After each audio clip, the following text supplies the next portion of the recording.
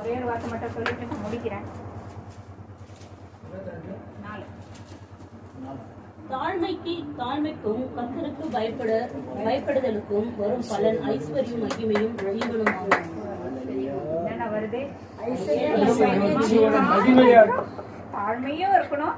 அதே மாதிரி என்ன யாரும் பயப்படணும். பயப்படுகிற பயம் இருந்தாலே என்னென்ன இருக்கு பாருங்க.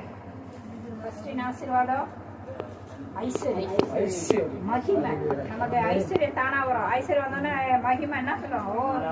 கூட எல்லாமே என்னது தானா மகிமையும் வரும். அதே மாதிரி என்ன தீர்க்க ஐஸ் ஆண்டவர் என்னது ஜீவனையும் ஆண்டவர் என்ன பண்ணுவாரு நமக்கு. அதனால எனக்கு நான் ரொம்ப தாழ்ந்தவன், நான் ரொம்ப கேவலமானவன் அப்படின்னு சொல்லிட்டு நம்ம யாரும் இருக்க வேணாம். தயவு செய்து ஆண்டவருக்கு முன்னாடி உண்மையாக எல்லாருக்கும் வந்த யாருக்கும் கத்திருக்கல. நான் வந்த ஃபர்ஸ்ட் அந்த உட்காந்தப்போ ஒரு ஆள் இல்லை. அதனால ஆண்டவர் என்ன